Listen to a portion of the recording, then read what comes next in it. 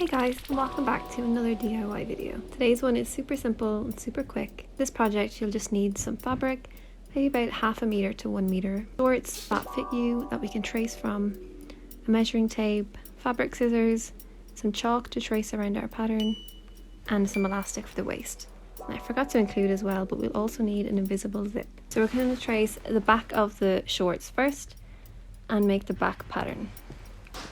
So because these are denim shorts and I wanted them to be a little bit looser, I measured from another pair of shorts the length I want them to be and the width of the thighs, just so that I could add in a little bit of extra space on the shorts. I didn't want them to be too tight, but I found it was much easier to trace from the denim shorts as a basic template than from my other high-waisted shorts.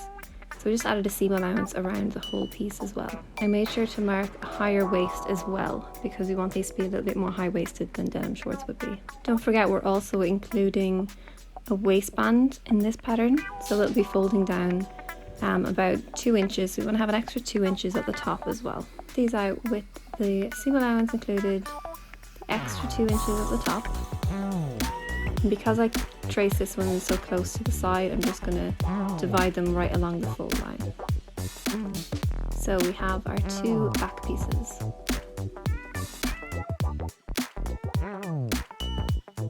Next, we trace the front of the shorts. We just mark in, just be really careful to mark the length of the crotch and the kind of crotch center seam, because this will determine the whole fit of your shorts, and this is probably the most important part of it. So trace out the front, I put in the same measurements again, the extra 2 inches at the top, and now we have 2 back pieces and 2 front pieces, and we're going to sew these together along the crotch seam. So just using basic stitch setting on my machine and a straight stitch.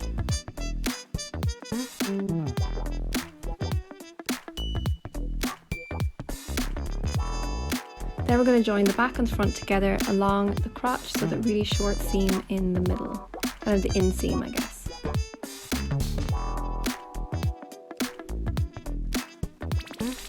Now we're going to sew down one side completely using a straight stitch again, and then on the other side we're going to sew halfway because we're going to insert an invisible zipper.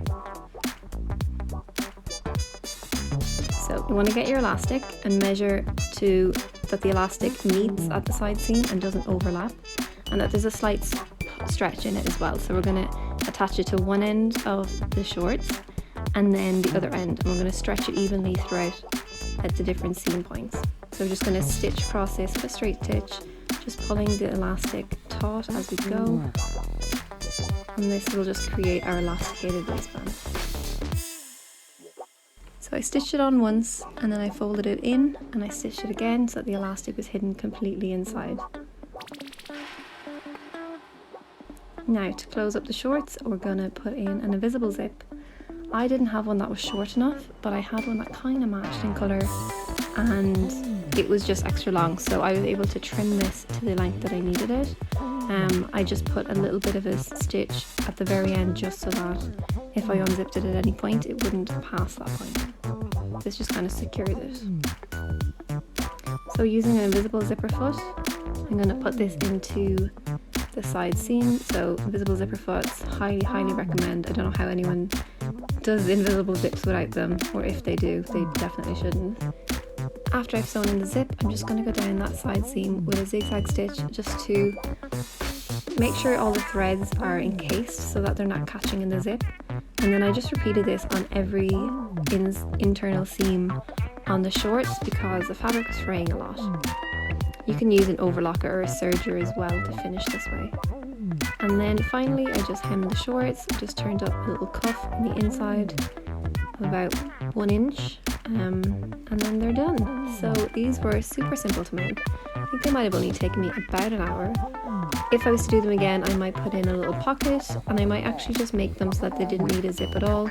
If you add enough room in the waistband so that it fits over your hips, you won't need a zip, but my fabric, I just didn't have enough. I hope you guys enjoyed this tutorial, and if you make these yourself, do let me know, and I will see you guys in my next video. Bye!